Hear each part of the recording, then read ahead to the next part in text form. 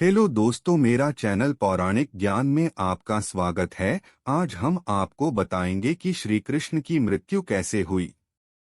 तो चलिए आपको हम बताते हैं। श्री कृष्ण की लीलाओं से शायद ही कोई शख्स अनजान होगा, लेकिन क्या आप जानते हैं कि कृष्ण की मृत्यु कब और कैसे हुई थी? वो कौन था जिसके हाथों श्री कृष्ण की मृत्यु हुई? मानवता और मानव जाति को लगभग नष्ट कर देने वाला कुरुक्षेत्र का युद्ध शांत हो चुका था। अपनी जीत पर पांडव खुश नहीं थे, बल्कि युद्ध से हुई तबाही को देखकर उनका मन बहुत विचलित था। युद्ध के बाद श्री कृष्ण पांडवों के साथ गांधारी और धृतराष्ट्र के पास बेटे दुर्योधन की मौत पर शोक जाहिर करने और क्षमा मांगने पहुँचे। दुर्योधन का खून में लथपथ शरीर और अंधे माँ बाप की आंखों से आंसुओं की बाढ़ से पांडवों का भी दिल भर आया था। गांधारी पांडवों को छोड़ श्री कृष्ण को दुर्योधन की मौत का असली जिम्मेदार मानने लगी। गांधारी ने श्री कृष्ण पर चीखते हुए कहा, आप द्वारकाधीश हैं, जिनकी पूजा मैंने खुद विष्णु अवतार मानकर की, क्या आप अपने किए पर जरा भी शर्मिंदा हैं? आप चाहते तो अपनी दिव्य शक्तियों से इस युद्ध को टाल सकते थे। बेटे की मौत पर आंसू बहाने वाली एक माँ का दुख तुम खुद अपनी माँ देवकी से जाकर पूछो, जिसने अपने 7 बच्चों को अपनी आंखों के आगे मरते देखा है। इसके बाद गांधारी ने कृष्ण को श्राप देते हुए कहा, यदि भगवान विष्णु के प्रति मेरी आस्था सच्ची रही है तो आज से ठीक 36 वर्ष बाद तुम भी इस धरती पर जीवित नहीं रहोगे। द्वारका तबाह हो जाएगा और यादव वंश का हर इंसान एक दूसरे खून का प्यासा हो जाएगा। ये कहकर गांधारी श्री कृष्ण के चरणों में गिर गई और रोने लगी।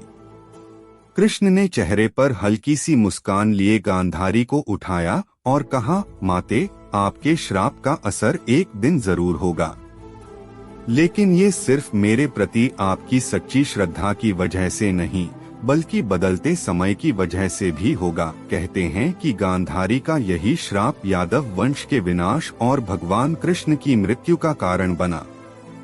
कई साल बीतने के बाद श्री कृष्ण के पुत्र सांबा गर्भवती स्त्री का वेश धारण कर ऋषि मुनियों से मिलने गए।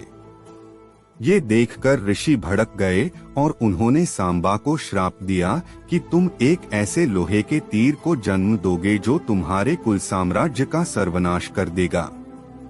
इससे सांबा बहुत डर गए और उन्होंने इस पूरी घटना के बारे में उग्रसेन को बताया।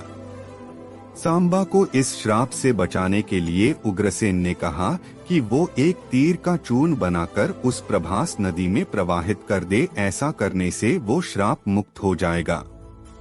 जिस इलाके में इस चूर्ण को जमा किया गया था, वहाँ एक खास प्रकार की घास उग आई। ये देखकर उग्रसेन ने कहा कि यादव राज्य में किसी भी प्रकार के नशीले पदार्थों का उत्पादन और वितरण नहीं किया जाएगा। इसके बाद द्वारका में कुछ बेहद अशुभ संकेत देखे गए, जिसमें सुदर्शन चक्र, श्री कृष्ण का शंख, उनका रथ और बलराम के हल का अदृश्य हो जाना शामिल है।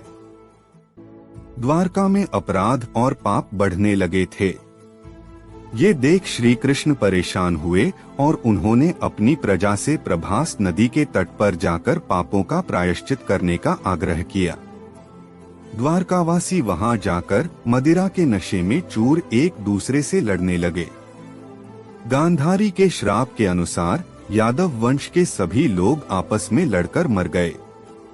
इस घटना के कुछ समय बाद श्री कृष्ण एक पेड़ के नीचे योग समाधि ले रहे थे। इसी दौरान जरा नाम का एक शिकार वहां हिरण की तलाश में आ गया। जरा ने कृष्ण के हिलते हुए पैरों को हिरण समझा और तीर चला दिया। इसके बाद शिकारी श्री कृष्ण के पास पहुंचा और अपनी गलती के लिए उनसे क्षमा मांगने लगा। तब श्री कृष्ण ने उसे सांत्वना दी और बताया कि कैसे उनकी मृत्यु निश्चित थी। श्री कृष्ण ने कहा, त्रेता युग में लोग मुझे राम के नाम से जानते थे। राम ने सुग्रीव के बड़े भाई बाली का छिपकर वध किया था। अपने पिछले जन्म की सजा उन्हें इस जन्म में मिली है। दरअसल जरा ही पिछले जन्म में बाली था। यह कहकर श्री कृष्ण ने अपना शरीर त्याग दिया।